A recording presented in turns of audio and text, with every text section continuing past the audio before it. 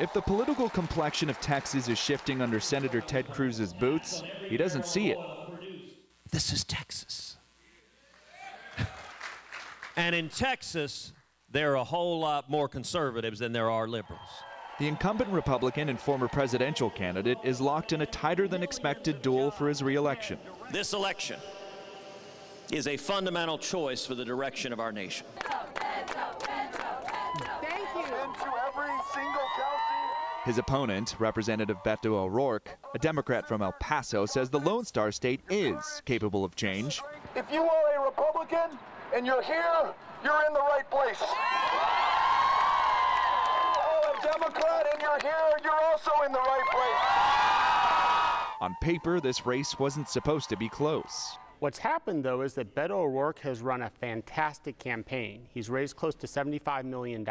He's generated unprecedented enthusiasm and electricity across Texas, and he's closed that gap from around 12 to 15 points to around 6 or 7 points.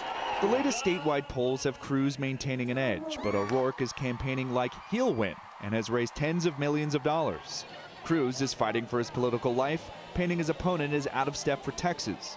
O'Rourke retorts Cruz is only running for another term because his eyes are really on the White House. I actually know quite a few people that typically vote Republican or that are just undecided, that are really dedicated to voting for Beto. It's just that the Democrats of today are far left, more liberal than we all can muster.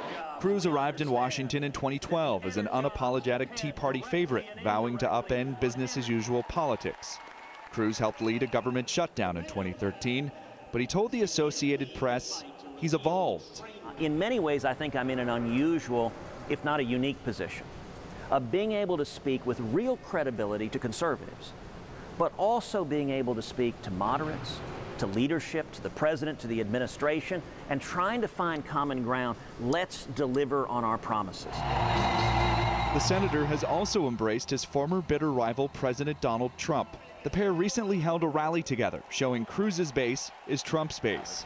I think we've seen Republicans unify, but not just Republicans. We're seeing conservative Democrats, we're seeing moderate Democrats, we're seeing independents and libertarians, because the policies that we're putting in place are working.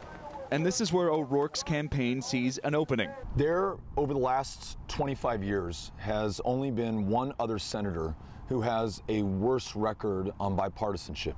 In other words, Ted Cruz has had the most difficult time finding consensus with any Democrat on anything of any significance for Texas or for this country. Pointing out that he has a record of reaching across the aisle. I'll work with anyone, anytime, anywhere, as long as it advances the interests of Texas and of this country. That's what we're elected to do. Early voter turnout is up in Texas. Analysts say O'Rourke needs an electorate notorious for non-voters to change its ways in a race that's Cruz's to lose. John Moan, Associated Press, Houston.